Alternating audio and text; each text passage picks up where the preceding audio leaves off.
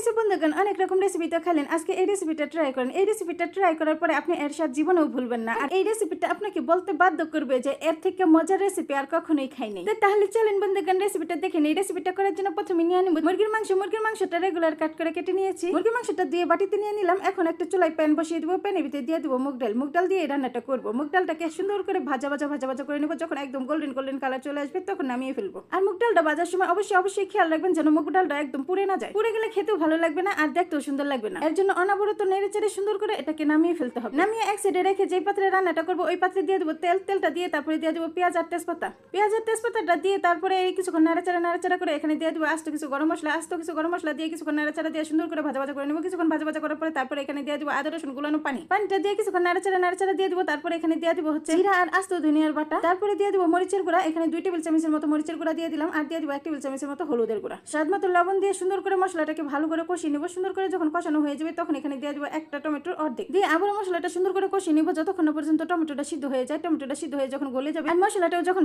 একদম ভাজা হয়ে যাবে, সুন্দর একটা কালার চলে আসবে, দেখতে ঠিক এরকম লাগবে, তখন দিয়ে দিব এখানে হচ্ছে আগে থেকে ধুয়ে রাখা চিকেনটা আর কি মুরগির মাংসটা দিয়ে সুন্দর করে নাড়াচাড়া দিয়ে মশলাটার সাথে ভালো করে মিশিয়ে নিতে হবে। একদম ভালো করে মিশাইতে হবে। যতক্ষণ সময় নিয়ে মিশানো যায় ততক্ষণ সময় নিয়ে মিশিয়ে নিব। মিশানো হয়ে গেলে ঢাকনা দিয়ে ঢেকে সুন্দর করে কিছুক্ষণ অপেক্ষা করবো। কিছুক্ষণ পর ঢাকনাটা উঠিয়ে দিয়ে দিব এখানে আগে থেকে কেটে রাখা আলু দিয়ে আবার একটু নাড়াচাড়া দিয়ে আবার সুন্দর করে ঢাকনা দিয়ে ঢেকে দিব যেন সুন্দরভাবে আস্তে আস্তে কষানো হয়ে যায়। মুরগির মাংসটা আস্তে আস্তে সিদ্ধ হবে আর আস্তে আস্তে পানি ছাড়তে থাকবে। ওই পানিতেই মুরগির মাংসটা সিদ্ধ হয়ে যাবে অর্ধেক। সেটা আপনার খেয়াল রাখতে হবে নিচ দিয়ে লেগে যেন না যায়। এর জন্য একটু পরপর নাড়াচাড়া দিয়ে দিব, একটু পরপর ঢাকনাটা দিয়ে ঢেকে দিব, আবার একটু পরপর নাড়াচাড়া দিয়ে দিব। মুরগির মাংসটা এই পর্যায়ে কিন্তু সুন্দরভাবে কষানো হয়ে গেছে। দেখছেন দেখতে কতটা লোভনীয় লাগতেছে। রান্নাটা হবে যখন তখন দেখেন আরো সুন্দর লাগবে দেখতে, যেমন দেখতে সুন্দর লাগবে ওই রকম খেতেও ভীষণ মজা। মুরগির মাংসটা একদমই কষানো হয়ে গেছে। একদম তেল বেশি উঠছে, মাংস থেকে তেলটা ছেড়ে দিছে, মশলা থেকে তেলটা ছেড়ে দিছে, একদম তেল হয়ে গেছে। এখন এই পর্যায়ে দিয়ে দিব হচ্ছে ওই যে আগে থেকে ভেজে রাখছিলাম মুগ ডালটা ধুয়ে সুন্দর করে পানি জড়িয়ে এক সাইডে রেখে দিয়েছি। ওই মুগ ডালটা দিয়ে দিব। মুগ ডালটা দেয়া তারপরে আবারও কিছুক্ষণ নাড়াচাড়া দিয়ে কষিয়ে নিব।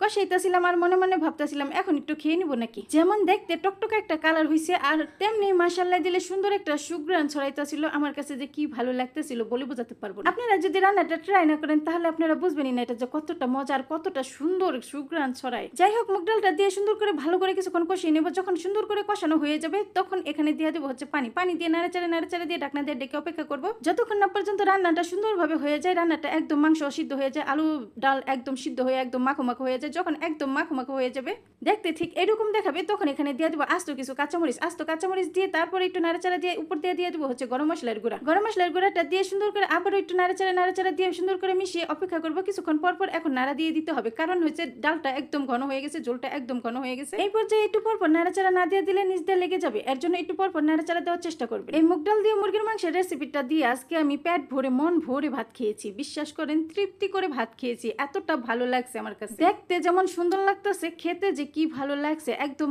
মাখো। এইরকম রেসিপি একটাই যথেষ্ট পেট ভরে মন ভরে ভাত খাওয়ার জন্য। আর অন্য কোনো রেসিপির কোনো দরকার নেই। সব শেষে একটু ধনেপাতা কুচি দিয়ে সুন্দর করে নাড়াচাড়া দিয়ে নামিয়ে ফেলবো। ধনেপাতা কুচিটা দিতে আমি প্রথমে ভুলে গেছিলাম, পরবর্তীতে আমি দিয়ে দিছি, দিয়ে নাড়াচাড়া দিয়ে তারপরে পরিবেশন করছি। আর যখন আমি পরিবেশন করছি তখন এর উপর দিয়ে ধনেপাতা কুচি একটু ছিটিয়ে দিছি। আপনারা চেষ্টা করবেন ধনেপাতা কুচিটা দেওয়ার জন্য।